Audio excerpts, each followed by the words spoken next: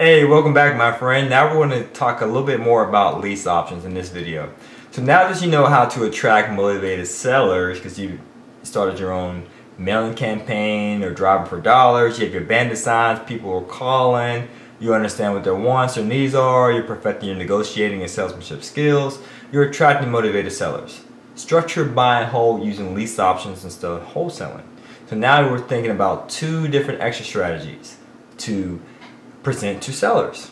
Hey, I can buy the property outright, or I can do a lease option. Entertain both and see what their wants and their needs are. And what is a lease option?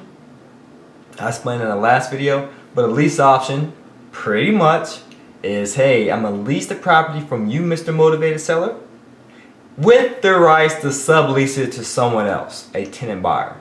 You can do this on a single family property, that's called a lease option. Or you can do it on 2 units and above. That's called a master lease option. That's the difference between a lease option and the master lease. Lease option meaning you have 1 unit, single family.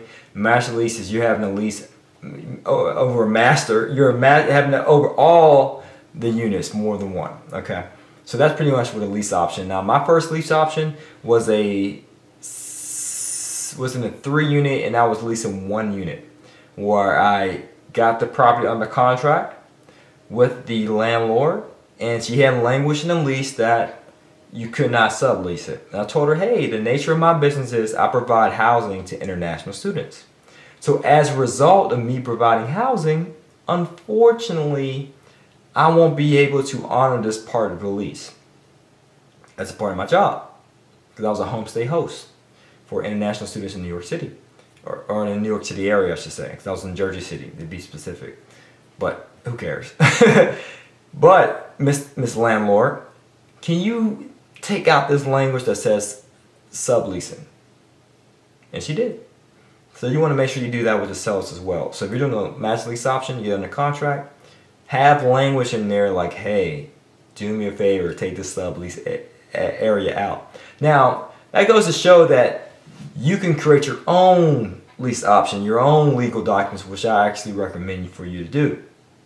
In the former situation that I just outlined to you, in my first lease option, the landlord provided her own lease. But I'm advising you to provide your own leases with the tenant, because you're supposed to be a bit more savvy than the tenant as well as the motivated seller. And I recommend you working with a real estate attorney to make sure you draft it. And that's what I did. People ask me a lot online, hey Juan Pablo, where did you get your master lease option from? Who did it? I reached out to a real estate attorney, and he drafted the master lease option. It cost me about $900 to $1,000 to get this document drafted. Okay, now to draft $1,000, no, to pay $1,000 for this master lease option was well worth its weight in gold, so that I could potentially profit off this property through the cash flow.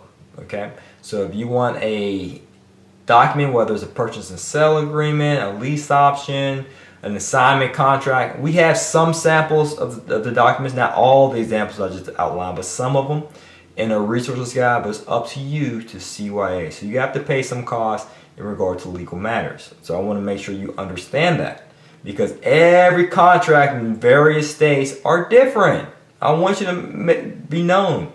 So we actually have templates for you to model, but not for you to use per se, because they might not stand up in court if you invest in various states. It might work in the states that we invest in, but if you're in a different state, it can vary. Always CYA.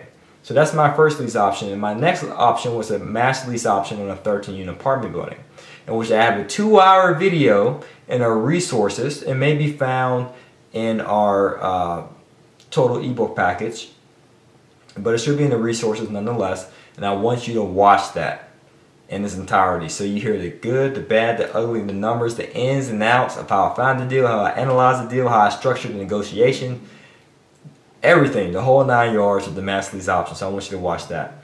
Okay, and I want you to treat master lease options or lease options like a normal buy and hold strategy. What do I mean by that? Excellent question. Do appraisals and property inspections. So with the master lease option I did, I still did an appraisal as if I was going to buy it, because I want to make sure the value is there, because I want to do a lease option with the option to buy it at a certain price point when I realize that certain price point in the future will be more than the appraised value. I want to make sure I'm buying it with built-in equity. Okay, so you still want to do the appraisal and do a property inspection, because normally with the lease option, the new tenant buyer, or in the master lease option, I'm the main tenant, I still have to do the repairs. Because when you do a master lease option for a motivated seller, they don't want nothing to do with the property. They don't want to fix it up. They don't want to do anything. So you pay the bills, you do the repairs, but you make sure you factor this into your cash flow. Now in regards to repairs, if you decide to exercise your option to buy it, you want to make sure you know everything that's wrong with the property. So that's the importance of getting a property inspection conducted. And that's one of the things that I do. I get a property inspection done so I know everything that's wrong from the roof to the basement, and I even use that as a negotiation tool with the seller, meaning, hey, Mr. Seller, look at this long laundry list of repairs. I thought